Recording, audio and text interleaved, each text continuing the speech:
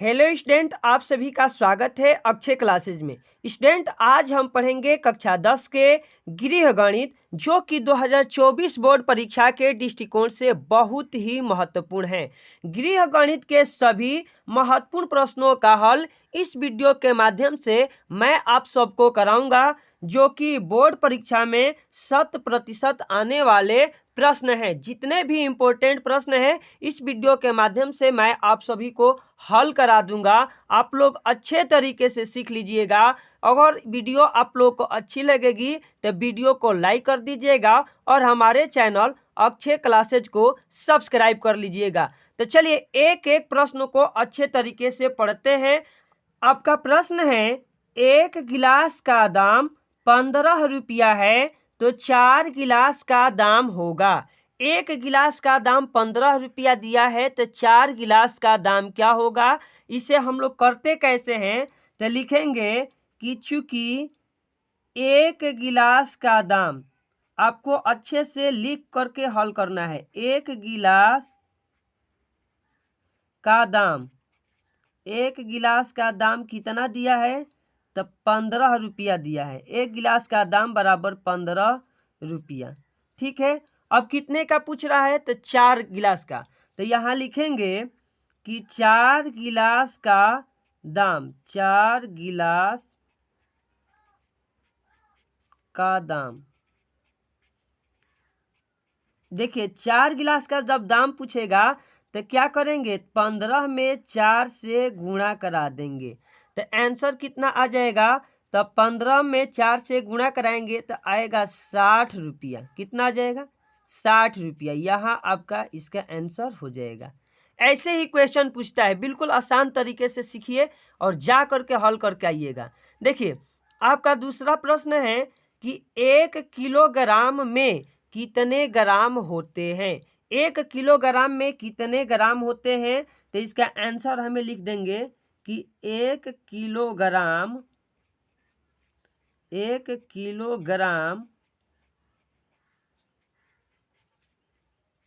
बराबर 1000 ग्राम। कितने ग्राम, 1000 ग्राम। इसे याद कर लेना है, ये बहुविकल्पी आला में भी देता है। यह आपका आंसर हो जाएगा। अब क्वेश्चन अगला पढ़ते हैं। अगला क्वेश्चन हमारा है कि 8% साधारण वार्षिक ब्याज की दर से 2500 रुपये का 3 वर्ष का ब्याज कितना होगा। 8% साधारण वार्षिक दर है, तो दर हमारा कितना दिया है, तो 8%। जो दिया रहता है सबसे पहले उसे हम लोग लिखते हैं।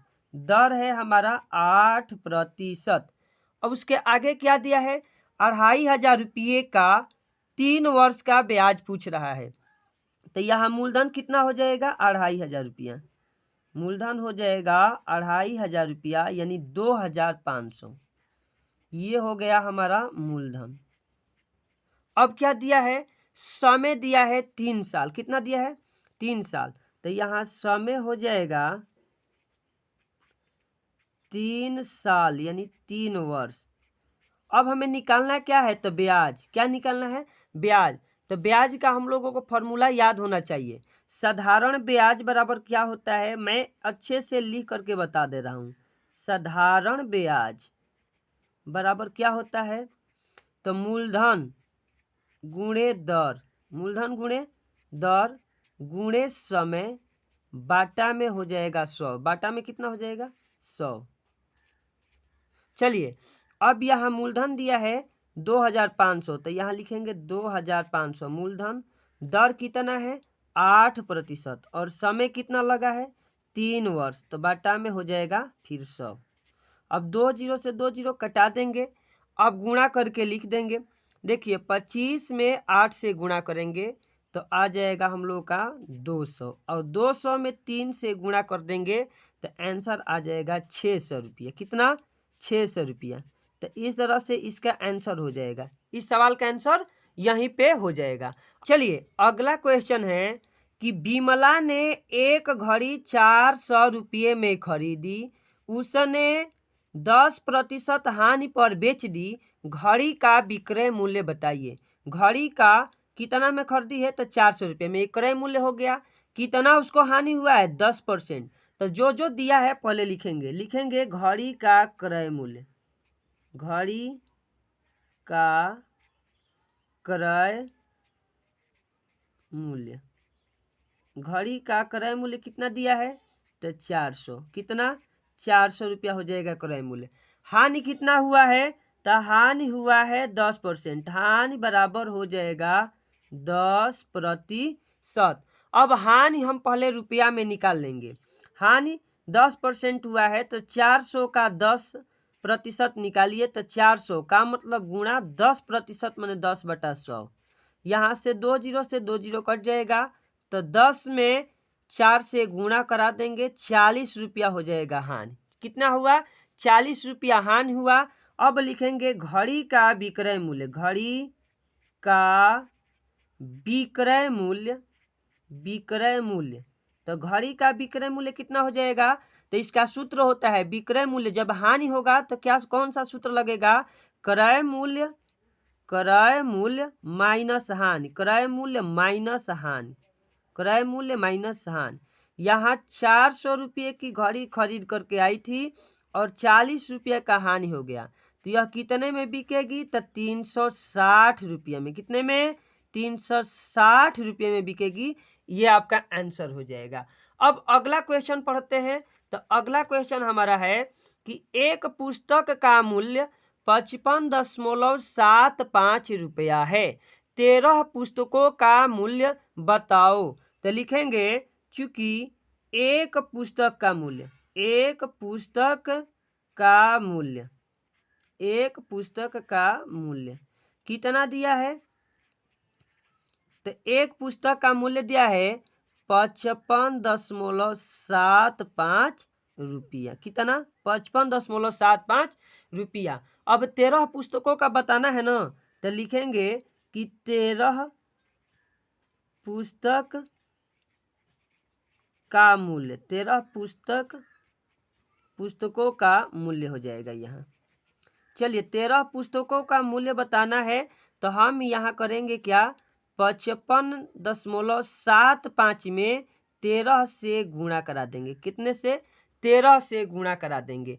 अब गुणा करके आप लोग लिख दीजिएगा, मैं गुणा करके बता दे रहा हूँ। देखिए 13 में 5 से गुणा कराएंगे तो 13 5 65, कितना हासिल बच जाएगा 6, यहाँ पर लिख लीजिए 13 सत्ते 91, 91 में 6 जोड़ेंगे तो हो जाएगा 97, फिर कितना हासिल बच जाएगा 9।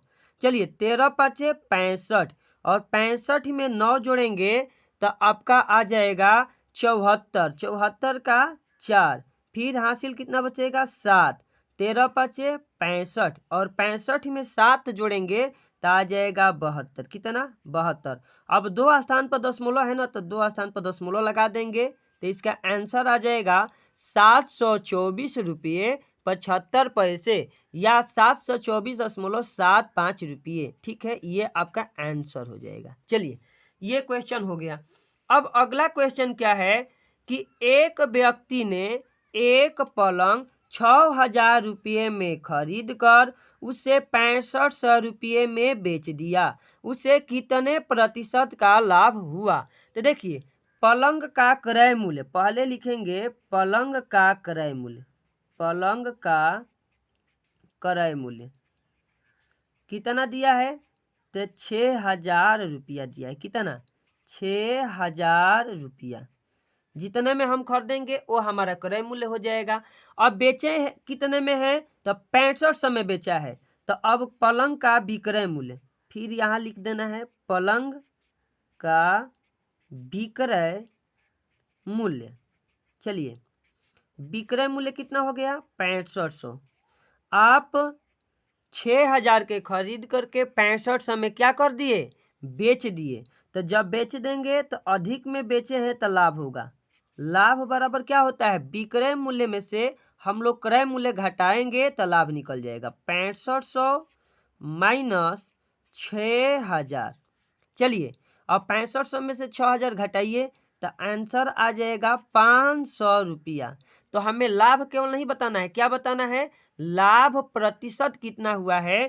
तो लाभ प्रतिशत का सूत्र आप लोग याद रखिएगा, लाभ प्रतिशत बराबर होता है लाभ गुणे 100, लाभ गुणे 100 बाटा में क्रय मूल्य, बाटा में हो जाएगा क्रय मूल्य।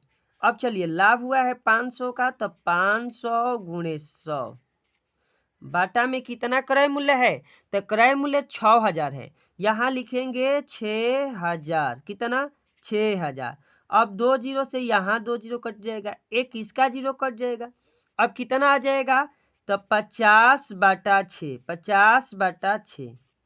अब यहाँ से 50 बटा 6 को आप लोग दशमलव में बदल दीजिए, तो 6 से भागा देंगे तो 6 बटे 48। अब 2 बचेगा, दशमलव लगाइएगा, वो 20 बन जाएगा, 6 18, फिर 2 बच गया, 6 18, और यहाँ पे लग जाएगा प्रतिशत का चिन्ह। इस तरह से इसका आंसर ये हो जाएगा।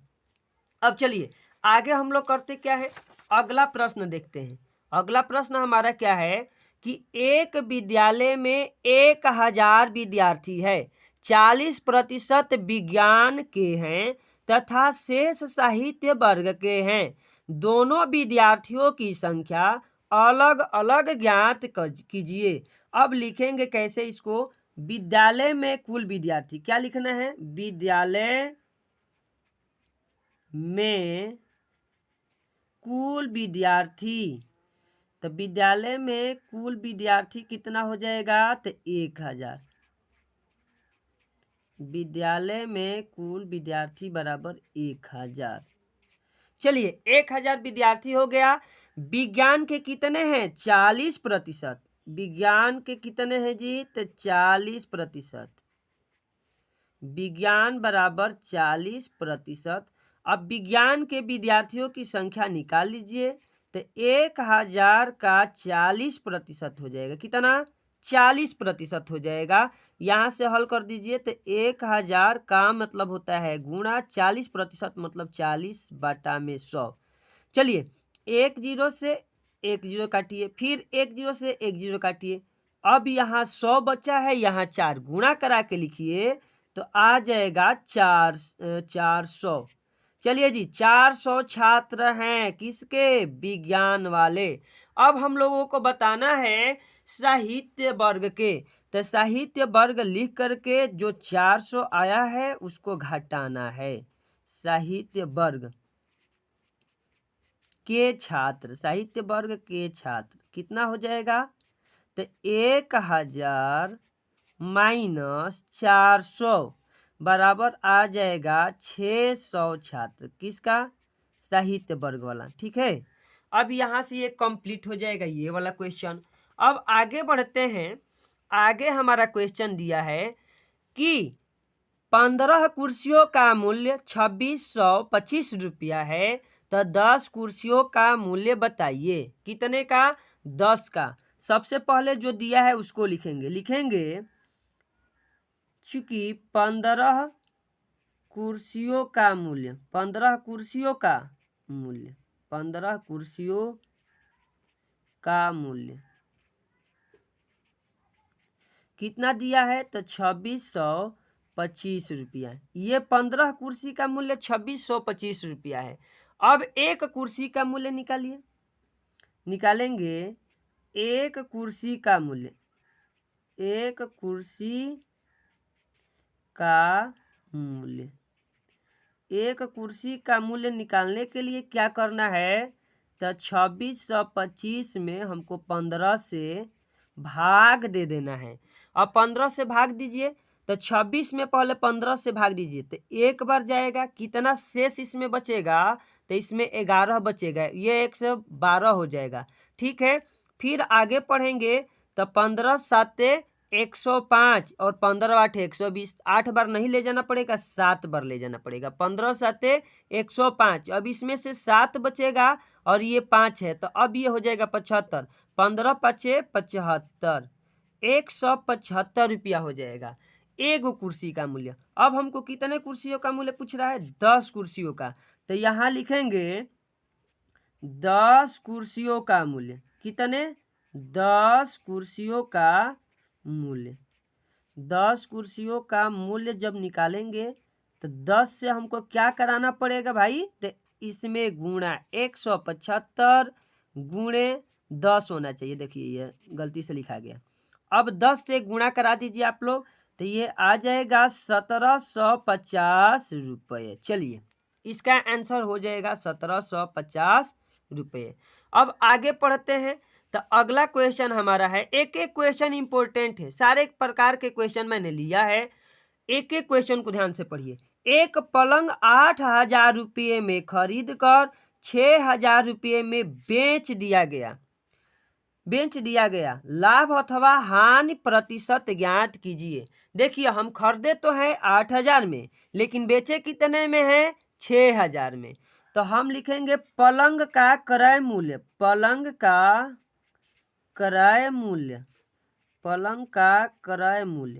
कितना हो जाएगा? तो पलंग का क्रय मूल्य हो जाएगा 8,000 रुपया। अब विक्रय बेचे कितने में है? 6,000 में।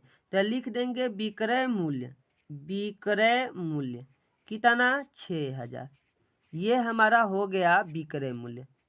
अब 8,000 वाला सामान 6,000 में बेचेंगे तो क्या होगा? हानि। क्या होगा? हानि। और हानि बराबर क्या होता है? क्रय मूल्य माइनस विक्रय मूल्य। क्रय मूल्य माइनस विक्रय मूल्य। यहाँ से 8,000 में से 6,000 घटा देंगे तो 2,000 रुपये का हो जाएगा हानि, यानी कि नुकसान। अब हमको हानि प्रतिशत पूछा है। क्या पूछा है? हानि प्रतिशत। तो हानि प्रतिशत का सूत्र क्या होता है? अब यहाँ लगा देंगे। हानि प्रतिशत बराबर होता है हानि गुणे 100। एक एक फॉर्मूला नोट बना करके लिख लीजिए। हानि गुणे 100 बाटा में क्रय मूल्य। हानि हुआ है 2,000 का, तो 2,000 गुणे 100 और क्रय मूल्य कितना था? तो 8,000।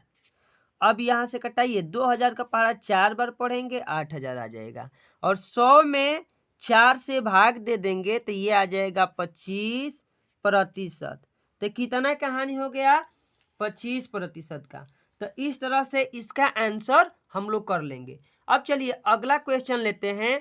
अगला क्वेश्चन है, एक गांव की जनसंख्या 2,000 है। कितना है? 2,000 है, जिसमें 50% पुरुष और 25% स्त्रियां है। स्त्रियों की संख्या ज्ञात कीजिए तथा पुरुषों का भी, यानी दोनों लोगों का हमें संख्या ज्ञात करना है। तो यहाँ कैसे करेंगे? पहले लिखेंगे गांव की जनसंख्या।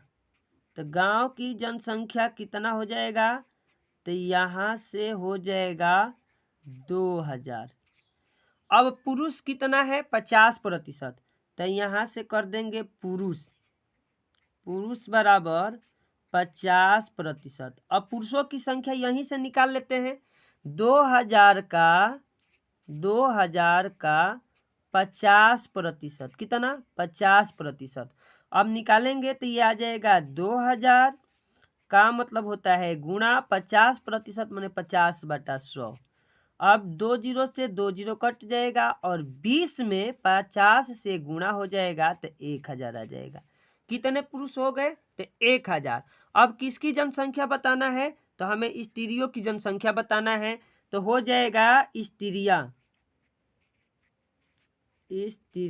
या स्त्रियों लिख दीजिए। स्त्रियों कितना है भाई? तो 25%।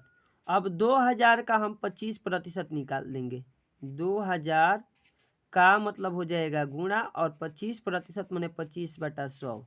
2 जीरो से 2 जीरो कटा दीजिए। अब गुणा करा करके लिख दीजिए। 20 गुणे 25 तो 500। कितना? 500। ये हो जाएगा हम लोग का आंसर। महिलाएं या स्त्रियां कितनी निकल गई? 500। और पुरुष कितने? तो 1,000।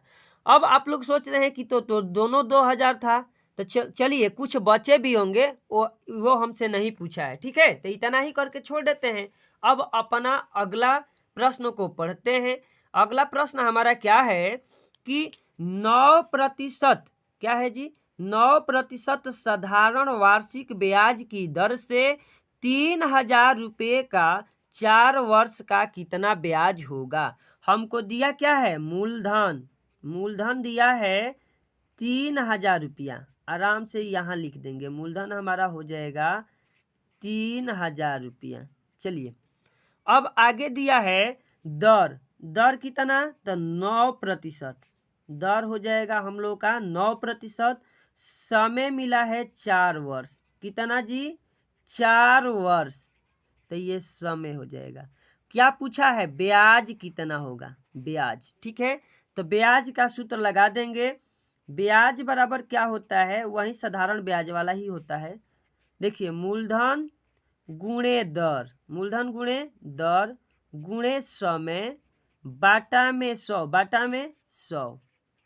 अब यहाँ से मूलधन आ जाएगा 3000, दर आ जाएगा 9%, समय आ जाएगा 4 वर्ष और बाटा में हो जाएगा 100। 2 जीरो से 2 जीरो कटा देंगे।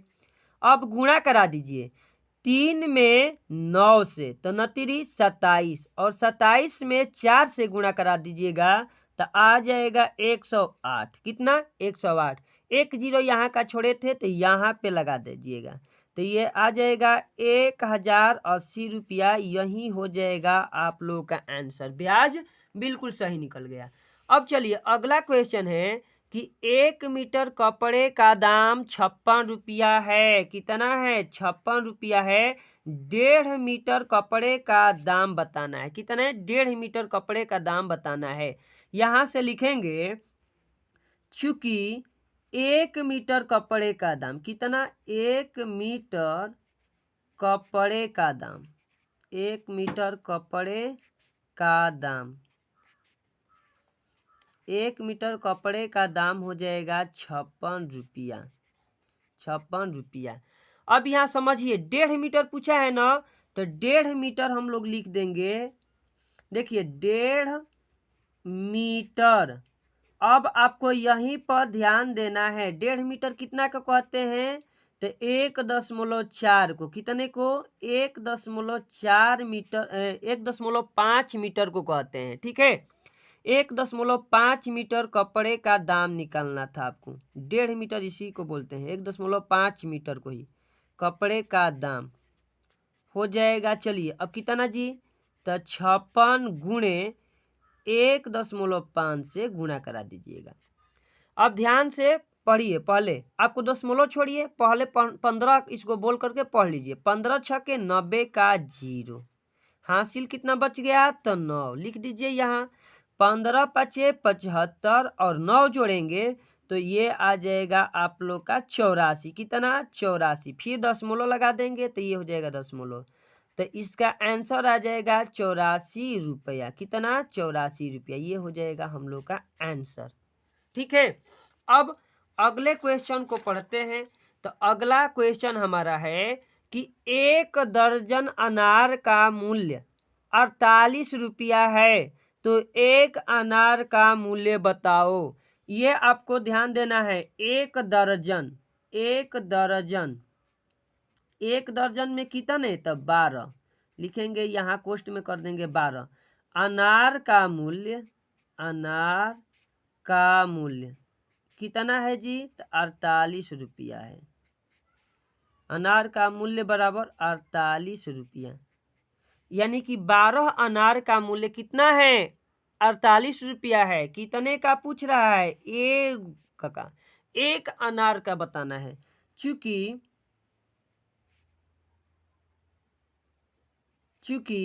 1 अनार का मूल्य, 1 अनार का मूल्य, तो 1 अनार का मूल्य निकालना होगा तो क्या करेंगे, 48 में 12 से भागा दे देंगे तो ये आ जाएगा 4 रुपया।